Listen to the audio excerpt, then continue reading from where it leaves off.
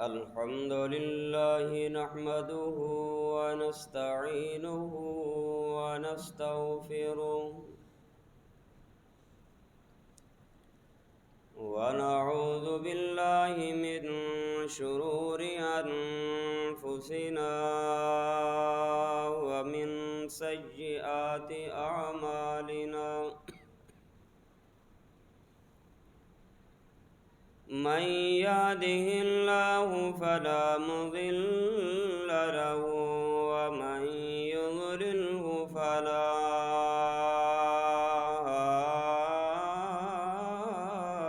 هادي له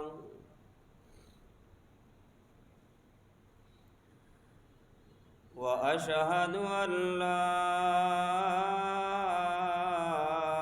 إله إلا الله وأشهد أن محمدًا عبده ورسوله اللهم صل على محمد وعلى آل محمد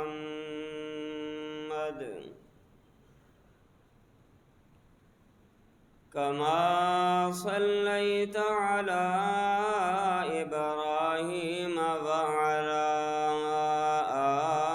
آل إبراهيم إنك حميد مجيد اللهم بارك على محمد وعلى آل محمد كما باركت على إبراهيم وعلى آل إبراهيم إنك حميد مجيد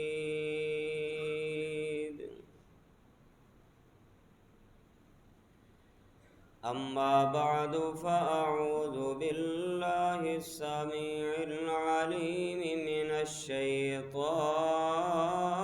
الشيطان الرجيم بسم الله الرحمن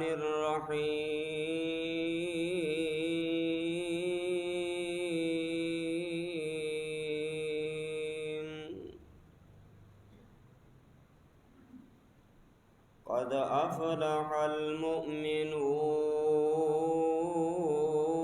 المؤمنون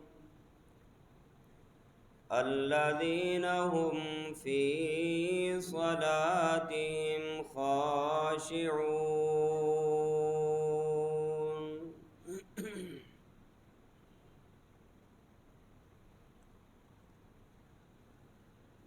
حمد و ثنا کبریائی بڑائی یکتائی تنہائی شہنشاہی اور بادشاہی اللہ وحدہ لا شریک کے لیے بے شمار درود و سلام امام الانبیاء خاتم الانبیاء جناب محمد الرسول اللہ صلی اللہ علیہ وآلہ وسلم کی ذات گرامی کے لیے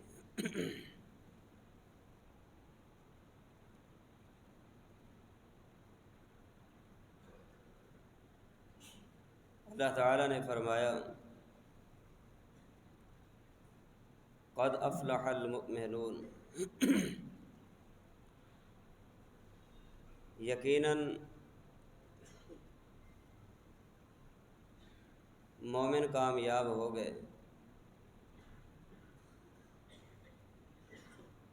ایماندار لوگ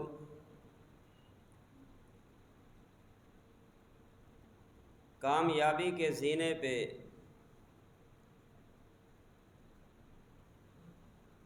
چڑھ کر کامیابی کے عروج کو پہنچ چکے ہیں۔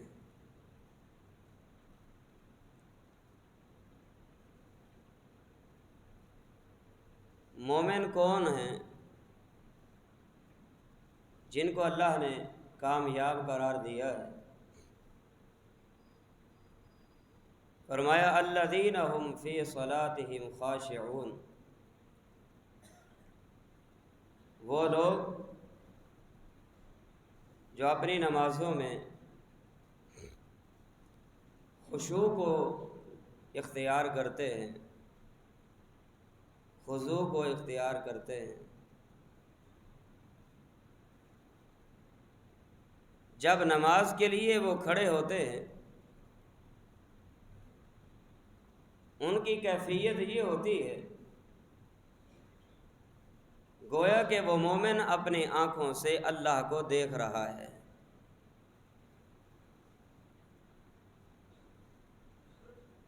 اور اگر ہر مسلمان کا، ہر نمازی کا یہ نظریہ بن جائے کہ میں اللہ کو دیکھ رہا ہوں، اس کی نماز میں اس کو سرور بھی محسوس ہوگا، نماز کی ادائیگی کا اس کو مزہ بھی آئے گا۔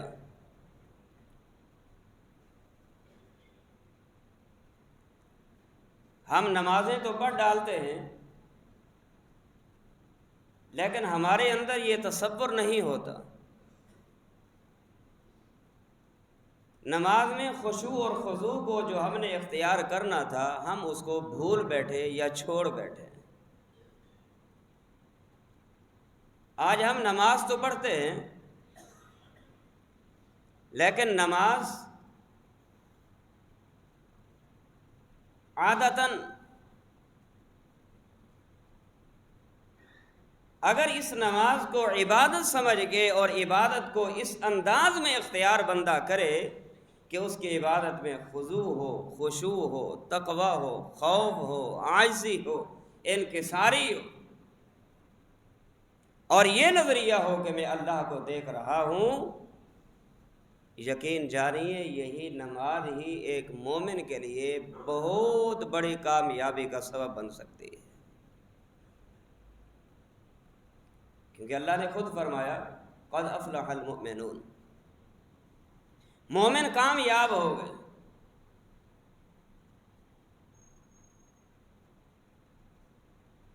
آج ہم نماز شروع کرتے ہیں، ہماری نمازیں خشوع اور خضوع سے خالی کیوں ہیں؟ وجہ کیا ہے؟ جبکہ حدیث کے الفاظ ہیں، مستدرک حاکم کی صحیح حدیث ہے،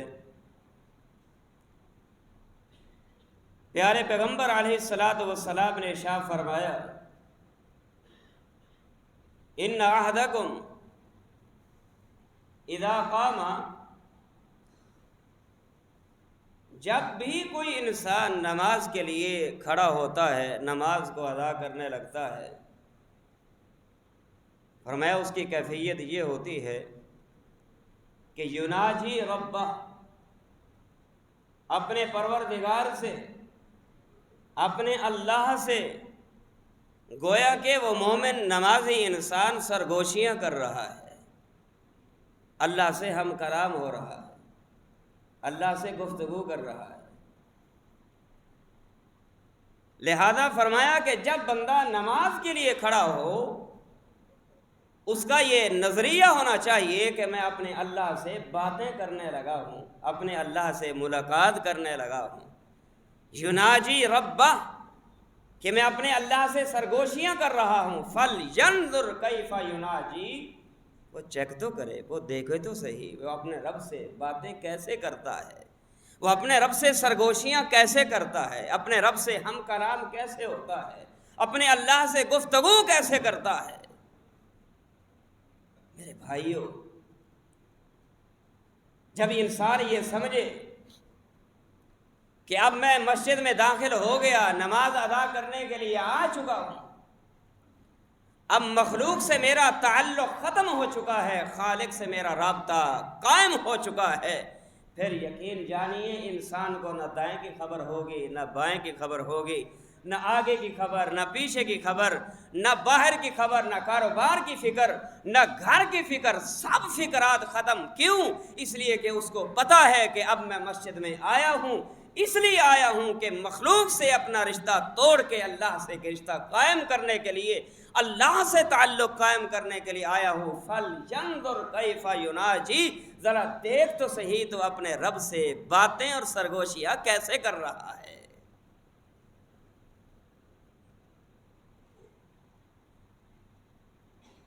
اگر ایک نمازی کو یہ چیز محسوس ہو جائے، حقیقت یہ ہے، پھر اس کو نماز میں مزہ بھی آئے گا، سکون بھی آئے گا، راحت بھی ملے گی، اور بڑا سکون کے ساتھ اپنے اللہ کے ساتھ ہم کلام ہوتا رہے گا، اپنے اللہ کے ساتھ گفتگو کرتا رہے گا، اپنے اللہ سے سرگوشیاں کرتا رہے گا۔ ذرا دیکھیے نا، حدیث قدسی ہے، اللہ تعالیٰ خود فرماتا ہے کہ بندہ قسمت الصلاۃ بینی و بین عبدی، میں نے نماز کو اپنے اور بندے کے درمیان تقسیم کر دیا ہے۔ نماز ڈیوائیڈ ہو گئی۔ کیسے؟ کیسے ہوئی؟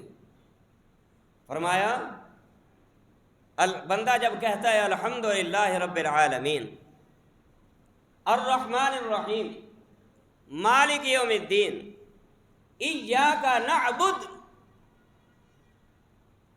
یہ 3.5 حصے یہ بندہ اللہ کی تعریف بھی کرتا ہے، اللہ کے گن بھی گاتا ہے، اللہ کی کبریائی بھی بیان کرتا ہے، اللہ کے حمد و ثنا بھی بیان کرتا ہے، رب العالمین کی تعریفیں نماز کے اندر بیان کر رہا ہے۔ اللہ کہتا ہے کہ بندو یاد رکھو قسمت الصلاۃ، میں نے سورۃ فاتحہ کو اپنے اور بندے کے درمیان تقسیم کر دیا ہے، آدھا میرے لیے ہے، آدھا میرے بندے کے لیے ہے۔ آدھا اللہ کے لیے کیا ہے کہ الحمدللہ رب العالمین، اللہ کے لیے، الرحمن الرحیم جب کہتا ہے تو اللہ کے لیے، مالک یوم الدین جب کہتا ہے اللہ کے لیے، جب کہتا ہے ایاک نعبد یہ بھی اللہ کے لیے، اور جب کہتا ہے وَإِيَّاكَ نَسْتَعِينُ، یہاں سے یہ بندے کا سلسلہ شروع ہو گیا۔ اللہ کہتا ہے یہ بندے کے لیے، آگے بندہ کہتا ہے اہدنا الصراط المستقیم بندے کے لیے، صراط الذین انعمت علیہم میرے بندے کے لیے، غیر المغضوب علیہم میرے بندے کے لیے، ولا الضالین میرے بندے کے لیے۔ کل آیات 7 ہیں، 3.5 اللہ کے لیے، 3.5 بندے کے لیے۔ اللہ خود کہتا ہے بندے جب تو آ کے میری تعریف کرتا ہے، مجھ سے باتیں کرتا ہے، مجھ سے ہم کلام ہوتا ہے، مجھ سے سرگوشیاں کرتا ہے، پھر نماز پڑھ کے جب تو اپنے گھر کی طرف واپس پلٹتا ہے، مجھ سے نماز کی حالت میں جو تو نے مانگا ہوتا ہے میں رب تجھے ضرور عطا فرما دیتا ہوں۔ فَلْيَنْظُرْ كَيْفَ يُنَاجِي، ذرا دیکھ تو صحیح کس کے سامنے کھڑا ہے، ذرا تصور تو کر کس کے سامنے کھڑا ہے۔ آج عدالت میں بندہ جاتا ہے، عدالت میں جیسے انٹر ہوا، اور بالخصوص جب عدالت کے جج کے کمرے میں جیسے بندہ انٹر ہونے لگتا ہے، باہر رول لکھے ہیں، اصول لکھے ہیں، ان اصول کی پابندی لازمی ہے۔ ان اصولوں میں سے ایک اصول یہ بھی ہوتا ہے جب تم جج کے کمرے میں آئے گا اپنے موبائل کو آف کر کے آئے گا، اپنے موبائل کو بند کر کے آئے گا۔ اگر تیرا موبائل جج کے کمرے میں داخل ہونے کے بعد آن رہا، بیل بجی، گھنٹی بجی، کال آئی، گویا کہ عدالت کی تو نے توہین کی ہے، جج کی تو نے توہین کی ہے۔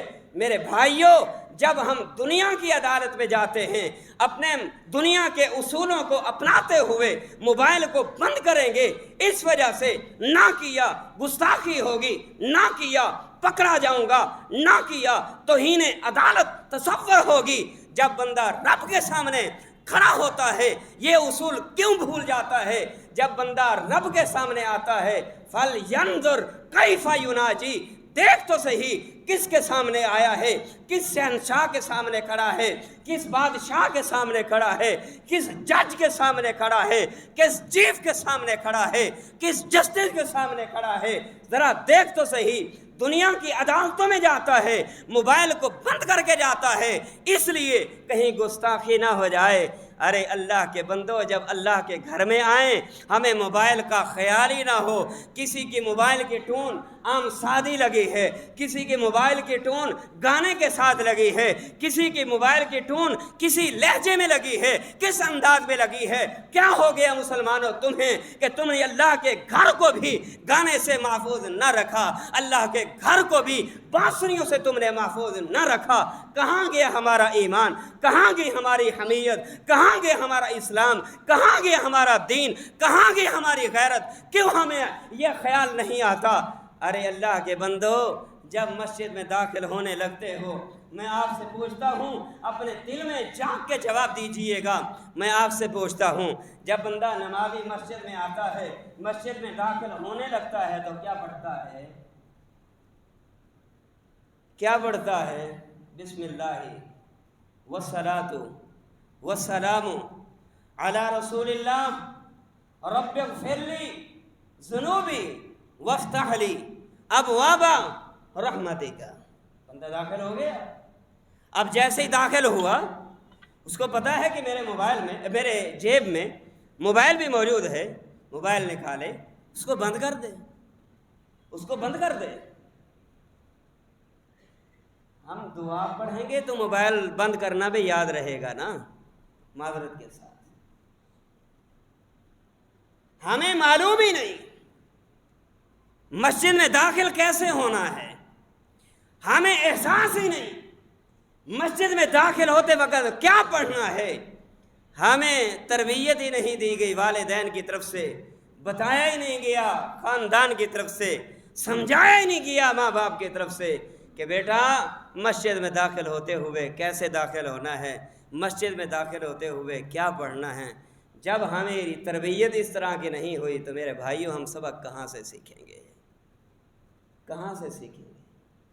فَلْيَنْظُرْ كَيْفَ يُنَاجِي، دیکھ کس سے باتیں کرنے آ رہا ہے، دیکھ کس سے سرگوشیاں کرنے آ رہا ہے، ذرا دیکھ تو صحیح، سنبھل کے آ، ہوش کے ناخن لے کے آ، اپنے دنیا کے تعلقات کو ختم کر کے آ تو اپنے رب کے سامنے آ تو صحیح، رب کے سامنے ندامت کے آنسو بہا تو صحیح، اپنے رب کے سامنے اپنے گناہوں کی گٹھڑیاں پیش کر کے دیکھ تو صحیح۔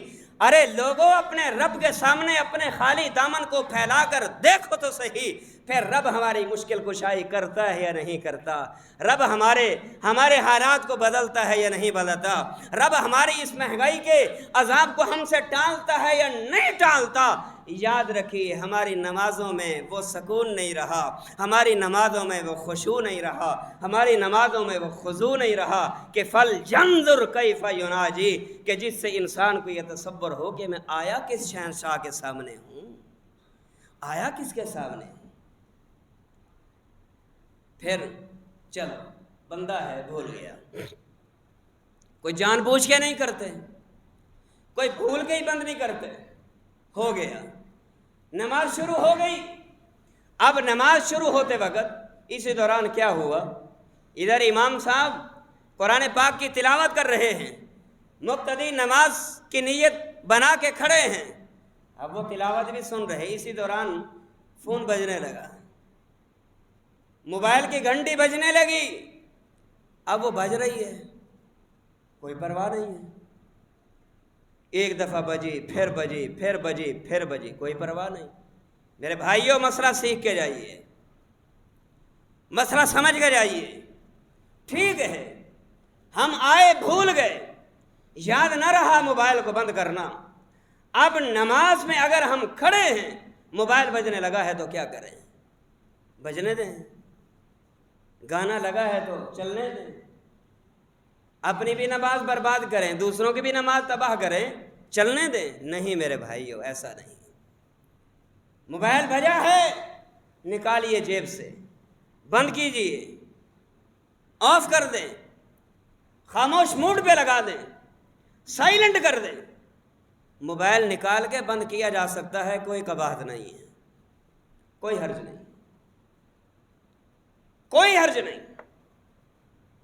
لیکن یہ سب سے بڑا حرج ہے کہ موبائل کی گھنٹی بجی، آپ سنتے رہے اور سناتے رہے۔ یاد رکھیے، جیسے اس نماز کی خرابی میں مجرم آپ بنیں گے، آپ کی وجہ سے جن جن لوگوں کی نماز میں خرابی آئے گی، ان ساری نمازیوں کا گناہ کا بوجھ جو ہے وہ اسی پر پڑے گا جس کے موبائل کی گھنٹی بج رہی ہے۔ اس کو کس نے کہا تو مسجد میں موبائل لے کے آ؟ کس نے کہا کہ تو موبائل اگر لے کے آتا بھی ہے تو اس کو بند نہ کر کے آ؟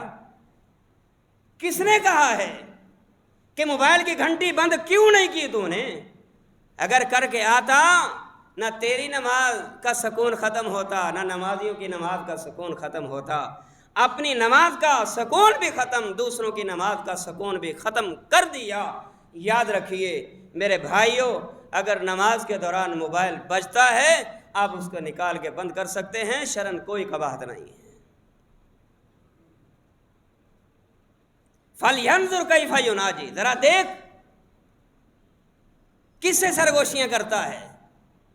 میرے بھائیوں، اب بندے نے نماز شروع کی، نماز شروع کرتے ہوئے اس نے اللہ اکبر کہا، اور اللہ اکبر کہہ کے اپنے ہاتھوں کو اٹھاتا ہے، اپنے ہاتھوں کو اٹھاتا ہے۔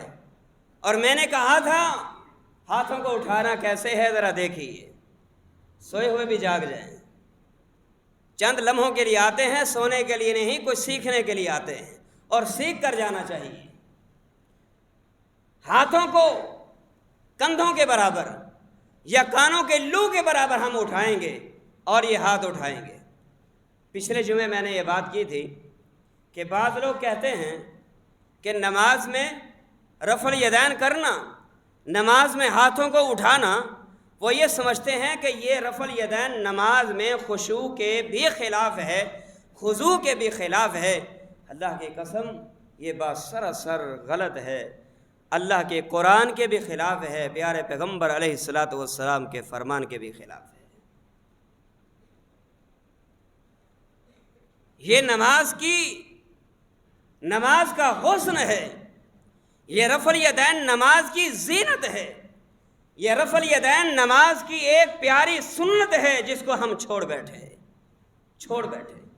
کوئی پرواہ نہیں۔ دفتر میں میرے پاس چند ساتھی آئے، آگے کہنے لگے ہم تو سنا کرتے تھے، سیال کوٹ میں ہم نے سنا، ہم نے سرگودا سے سنا، کسی نے کہا ہم نے فلاں جگہ سے سنا کہ ہمارے مولوی صاحب تو یہ کہہ رہے تھے کہ یہ جائز ہی نہیں ہے، یہ جائز ہی نہیں ہے۔ ایک صاحب کہنے لگے کہ ایک روایت ہم نے سنی ہے، کون سی؟ ذرا توجہ کیجیے، کون سی؟ کہ وہ راوی ہیں سیدنا عبداللہ ابن عمر رضی اللہ تعالیٰ عنہ۔ کیا ہے؟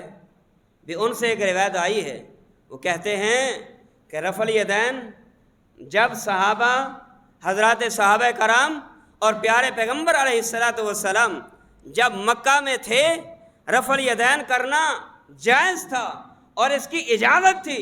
جب آپ مہاجر کی حیثیت سے ہجرت کر کے یثرب کی زمین کو جب آپ نے آباد کیا، جو بعد میں مدینہ المنورہ کے نام سے موسوم ہوا، جب آپ وہاں پہنچے تو اس کے بعد جو ہے اس رفع الیدین کے کرنے سے منع کر دیا گیا۔ راوی کون ہے؟ سیدنا عبداللہ ابن عمر رضی اللہ تعالیٰ عنہ۔ میں نے ان سے پوچھا، مجھے یہ بتائیے پیارے پیغمبر علیہ الصلاۃ والسلام پر نماز کے احکامات کہاں نازل ہوئے؟ نماز کی فرضیت کہاں ہوئی؟ روزہ فرض کہاں ہوا؟ نماز فرض کہاں ہوئی؟ کہنے لگے جب آپ ہجرت کر کے مدینہ گئے تھے، نماز تو فرض تب ہوئی، روزہ بھی فرض تب ہوا جب مکہ میں تھے، اس وقت تو 2 نمازیں پڑھی جاتی تھیں اور وہ بھی 2 رکعتیں۔ میں نے کہا یہاں تو 2 رکعتیں تھیں، وہاں تو فجر کی 2 رکعتیں ہیں، ظہر کی 4 ہیں، عصر کی 4 ہیں، مغرب کی 3 ہیں، عشاء کی 4 ہیں، اور اس کے ساتھ فجر کی 2 سنتیں ہیں، اور عصر کی نماز سے پہلے 4 سنتیں ہیں، نماز کے بعد 2 سنتیں ہیں، عصر سے پہلے 4 ہیں، عصر کے بعد کوئی سنت نہیں، مغرب سے پہلے 2 سنتیں ہیں، مغرب کے بعد بھی 2 سنتیں ہیں، عشاء سے پہلے بھی 2 سنتیں ہیں، عشاء کے بعد بھی 2 سنتیں ہیں۔ میرے بھائیوں، نماز تو فرض مدینہ میں ہوئی، احکامات بھی مدینہ میں نازل ہوئے، اور آسمان سے 3 دن سیدنا جبریل علیہ السلام مدینہ میں نازل ہوتے رہے، اور پیارے پیغمبر کو نماز کا وہ طریقہ سکھلاتے رہے، وہ طریقہ سمجھاتے رہے، وہ طریقہ بتاتے رہے، اور وہ طریقہ دکھلانے کے لیے امامت کراتے رہے اور بتاتے رہے کہ یہ وہ طریقہ ہے جو اللہ نے طریقہ آسمان سے محمد رسول اللہ پہ نازل کر دیا ہے۔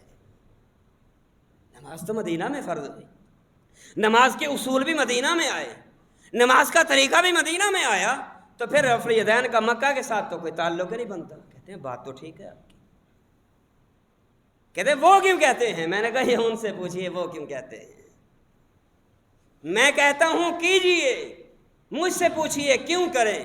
میں کہوں گا اس لیے کریں کہ میرا عمل ہے، نہیں، اس لیے کریں امام کا عمل ہے، نہیں، اس لیے کریں برادری کا عمل ہے، نہیں، اس لیے کریں خاندان کرتا ہے، نہیں، اس لیے کریں میرا باپ کرتا ہے، نہیں میرے بھائیوں، اس لیے نہیں کرنا، اس لیے کیجئے کہ یہ حکم رب کے قرآن میں آیا ہے، یہ محمد رسول اللہ کے سچے حدیث میں آیا ہے، اس لیے کریں، اس لیے کریں۔ نمونہ برادری نہیں، میں نے بار بار کہا، نمونہ برادری نہیں، نمونہ کسی کے لیے خاندان نہیں، حجت کسی کے لیے باپ کا عمل نہیں۔ ہاں، باپ سے غلطی ہو سکتی ہے، برادری غلط کر سکتی ہے، دنیا والے غلط کر سکتے ہیں، لیکن رب کعبہ کی قسم ہے محمد الرسول اللہ وہ شخصیت ہیں جس سے کبھی غلطی ہو سکتی نہیں۔ کیوں؟ اس لیے کہ میرا محبوب اس وقت تک شریعت کے معاملے میں اس وقت تک نہیں بولتا جب تک کہ آسمان سے وحی نہ نازل ہو جائے۔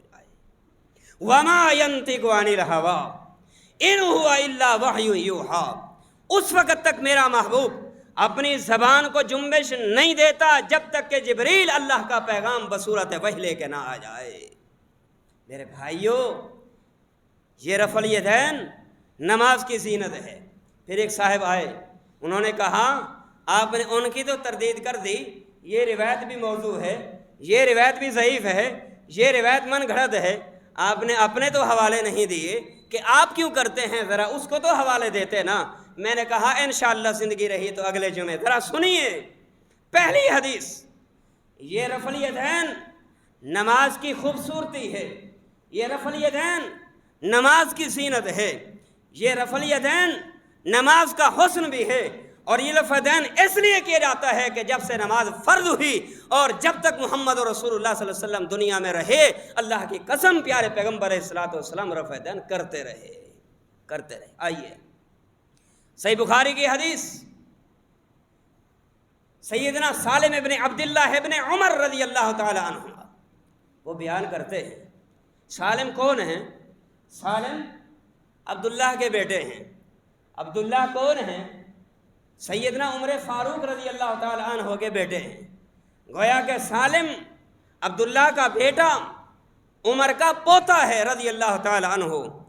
یہ سیدنا عمر رضی اللہ تعالی عنہ کا پوتا عبداللہ ابن عمر کا بیٹا وہ بیان کرتے ہوئے کہتا ہے کہ میرے ابا نے کہا، یعنی عبداللہ نے کہا کہ میرے ابا نے کہا، یعنی عمر فاروق نے رضی اللہ تعالی عنہما۔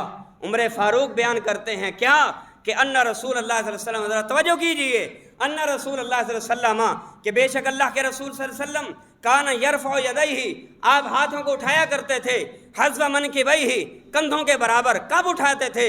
اذا افتتح الصلاۃ، جب نماز شروع کرتے، واذا کبر للرکوع، اور جب آپ رکوع میں جاتے اللہ اکبر کہتے اور اس کے بعد رفع یدین کرتے تھے، اور جب آپ رفع یدین سے اٹھتے اس وقت بھی آپ سمی اللہ لمن حمیدہ کہتے تھے، رفع یدین کیا کرتے تھے۔ لیکن ولا یرفع ولا یفعل فی السجود، لیکن یہ رفع یدین جو ہے سجدوں میں نہیں کیا کرتے تھے، جس طرح کہ آپ نے بعض لوگوں کو دیکھا ہے کہ وہ سجدے سجدے میں جائیں گے تو بھی ایسے کریں گے، سجدے سے اٹھیں گے تو بھی ایسے کریں گے، رکوع میں جائیں گے تو بھی ایسے کریں گے، لیکن اللہ کی قسم ان کا یہ کرنا یہ بالکل سراسر حدیث کے خلاف ہے۔ رسول اللہ صلی اللہ علیہ وسلم نے جو رفع الیدین کیا ہے، نماز شروع کرتے ہوئے کیا، رکوع میں جاتے ہوئے کیا، رکوع سے اٹھتے ہوئے کیا، اور جب 2 رکعت پڑھ کے تیسرے کے لیے کھڑے ہوئے محمد رسول اللہ صلی اللہ علیہ وسلم نے اس وقت بھی رفع الیدین کیا۔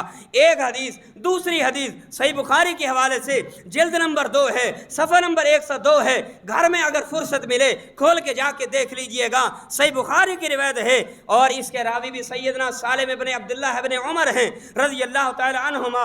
بیان کرتے ہیں عبداللہ ابن عمر کہتے ہیں کیا؟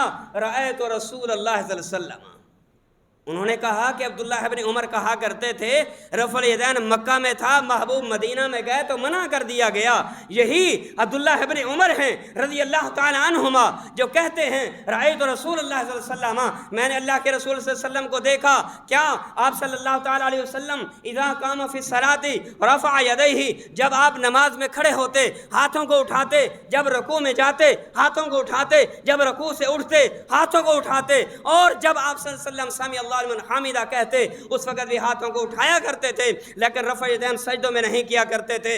2 حدیثیں، تیسری حدیث عبداللہ ابن عمر رضی اللہ تعالی عنہما سے یہ بھی ثابت ہے، یہ بھی صحیح بخاری کی حدیث جلد نمبر 1 صفحہ 102۔ آئیے سنیے، فرماتے ہیں اللہ کے رسول صلی اللہ علیہ وسلم نے جب نماز شروع کی رفع یدین کیا، جب رکوع میں جانے لگے رفع یدین کیا، جب رکوع سے اٹھنے لگے رفع یدین کیا۔ 3 حدیثیں، چوتھی حدیث ذرا سنیے، اس کے راوی کون ہیں؟ اس کے راوی سالم ہیں، کس کا بیٹا ہے؟ عبداللہ کا بیٹا ہے۔ عبداللہ کس کا بیٹا ہے؟ عمر فاروق کا بیٹا ہے۔ یہ بیان کرتے ہیں کیا؟ کہتے ہیں رأیت رسول اللہ صلی اللہ علیہ وسلم، میں نے اللہ کے رسول صلی اللہ علیہ وسلم کو دیکھا، آپ صلی اللہ علیہ وسلم نے رفع یدین کیا، نماز شروع کرتے وقت، رکوع میں جاتے وقت، رکوع سے اٹھتے وقت۔ 4 حدیثیں، 5ویں حدیث پیارے پیغمبر علیہ السلام کا صحابی سیدنا وائل ابن حجر رضی اللہ تعالی عنہ، یہ وائل وہ وائل ہیں پیارے پیغمبر علیہ السلام کو جب وفات ہوئی، ان کی وفات سے 1 سال یا 2 سال پہلے مسلمان ہونے والا صحابی وائل ابن حجر رضی اللہ تعالی عنہ،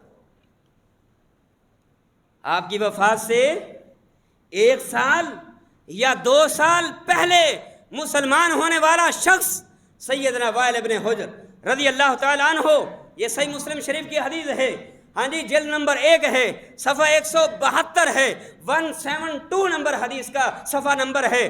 وائل ابن حجر رضی اللہ تعالیٰ عنہ بیان کرتے ہیں کیا؟ کہتے ہیں انہ رأى نبی صلی اللہ علیہ وسلم، کہ اللہ کے نبی صلی اللہ تعالیٰ علیہ وسلم کو دیکھا، آپ نے رفع یدین کیا جب آپ نے نماز کا آغاز کیا، اور میں نے دیکھا آپ علیہ السلام جب رکوع میں گئے رفع یدین کیا، جب رکوع سے اٹھے رفع یدین کیا، اور ساتھ ساتھ یہ بھی کہتے ہیں میں نے اللہ کے رسول صلی اللہ تعالیٰ علیہ وسلم کو دیکھا جب آپ نے نماز شروع کی اور آپ نے ہاتھ باندھے تو ہاتھ باندھتے ہوئے کہاں باندھے؟ اپنے سینے کے اوپر، اپنے سینے کے اوپر، ناف کے نیچے نہیں، ایسے ہاتھ پہ ہاتھ رکھ کے پھر ایسے کر کے نہیں، بلکہ ناف سے نیچے تک لے کر ہاتھ نہیں باندھے، بلکہ پیارے پیغمبر علیہ السلام نے اپنے ہاتھ سینے پہ باندھے۔ 5 حدیثیں، 6ٹھی حدیث سیدنا سالم ابن عبداللہ ابن عمر رضی اللہ تعالیٰ عنہما، لوگ کہتے ہیں عبداللہ ابن عمر نے ہی بیان کیا ہے، میں نے کہا آئیے ساری روایات آپ کو عبداللہ ابن عمر کے حوالے سے ہی سنا دوں تاکہ آپ کے ایمان میں پخت بھی آ جائے، اور اس کے ساتھ جو شک و شبہ لوگوں نے ڈالا ہے آپ کے ذہن سے وہ شک بھی نکل جائے۔ عبداللہ ابن عمر ہیں رضی اللہ تعالی عنہما، وہ بیان کرتے ہیں کہ رأیت رسول اللہ صلی اللہ علیہ وسلم، میں نے اللہ کے رسول صلی اللہ علیہ وسلم کو دیکھا، اذا افتتح الصلاۃ رفع یدیہ حتی یحاذی منکبیہ واذا رکع واذا رفع رأسہ من الرکوع، ہاں جی، واذا رفع رأسہ من الرکوع فعل مثل ذلک وکان لا یرفع ذلک فی السجود۔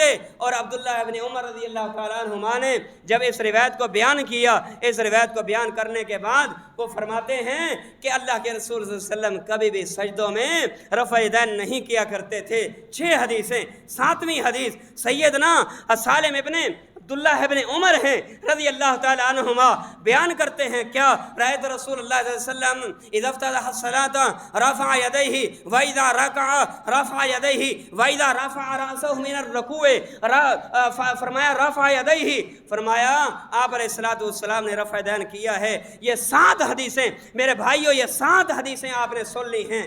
میں آپ سے پوچھتا ہوں، مسلمان کو جب دلیل کی ضرورت پڑے اس کو سمجھنے کے لیے، اس کے ایمان کے لیے یا اس کے عمل کی اصلاح کے لیے کتنی حدیثوں کی ضرورت پڑتی ہے؟ اس کے عمل کی اصلاح کے لیے اس کو کتنی حدیثیں چاہیے؟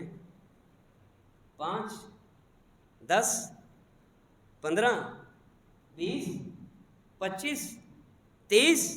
نہیں، ایک مسلمان جب وہ عمل کر رہا تھا، کہنے والوں نے کہا یہ عمل تیرا خلاف سنت ہے، رب کے قرآن کے مطابق نہیں، پیارے پیغمبر کے فرمان کے مطابق نہیں، اس نے کہا دلیل کیا ہے؟ اس نے کہا دلیل یہ ہے، جب دلیل میں حوالہ اس نے محمد الرسول اللہ صلی اللہ علیہ وسلم کا دے دیا، اگر وہ مسلمان ہے، پکا سچا مومن ہے، پکا سچا مسلم ہے، اس کے حوالے کے لیے نہ اس کو 5 کی ضرورت، نہ 10 کی ضرورت، نہ 15 کی ضرورت، حوالے کے لیے رب کعبہ کی قسم اگر اس کے سامنے محمد رسول اللہ کی ایک حدیث ہی آ جائے تو حوالے کے لیے، دلیل کے لیے وہی کافی ہوا کرتی ہے، وہی کافی ہے۔ میں نے کتنی حدیثیں سنا دیں؟ 7 حدیثیں۔ وقت ختم ہوا چاہتا ہے میرے بھائیوں۔ یہ رفع الیدین نماز کا حسن بھی ہے، نماز کی خوبصورتی بھی ہے، نماز کی زینت بھی ہے۔ اور پھر یہ نماز میں جو لوگ یہ کہتے ہیں نماز میں اگر رفع یدین کیا جائے خشوع کے بھی خلاف ہے، خضوع کے بھی خلاف ہے، اگر یہ عمل نماز میں خشوع اور خضوع کے خلاف ہوتا، اللہ کی قسم میں آپ کے سامنے، میں نے پہلے بھی کہا، سینکڑوں حدیثیں ہیں جو میں آپ کو تواتر کے ساتھ سنانے کے لیے تیار ہوں، کنٹینیو سنا سکتا ہوں، تسلسل کے ساتھ سنا سکتا ہوں، لیکن وقت اجازت نہیں دیتا۔ 7 حدیثیں میں نے آپ کو سنائی ہیں، حوالہ موجود ہے، دلیل میرے پاس موجود جو میں نے آپ کو سنا دی ہے۔ حوالہ اگر آپ دیکھنا چاہتے ہیں، بخاری آپ کھولیں آپ کو ملے گا، مسلم کھولیں آپ کو ملے گا، ترمذی پڑھیں آپ کو ملے گا، ابو داؤد کو پڑھیں آپ کو ملے گا، سنن نسائی شریف کو پڑھیں آپ کو ملے گا، ابن ماجہ کو پڑھیں آپ کو ملے گا، بہقی کو پڑھیں آپ کو ملے گا، مستدرک حاکم کو پڑھیں آپ کو ملے گا، مصنف ابن ابی شیبہ کو پڑھیں آپ کو ملے گا، مصنف عبد الرزاق کو پڑھیں آپ کو ملے گا، مسند احمد ابن حنبل کو پڑھیں آپ کو ملے گا۔ کیا ملے گا؟ کہ اللہ کے رسول صلی اللہ علیہ وسلم نماز شروع کرتے وقت بھی رفع یدین کیا کرتے تھے، رکوع میں جاتے وقت بھی رفع یدین کیا کرتے تھے، رکوع سے اٹھتے بھی رفع یدین کیا کرتے تھے۔ ہاں جی، اگرچہ انداز بیا اتنا شوق نہیں، شاید کہ اتر جائے تیرے دل میں میری بات۔ اقول قولی ھذا واخر الدعوانا الحمد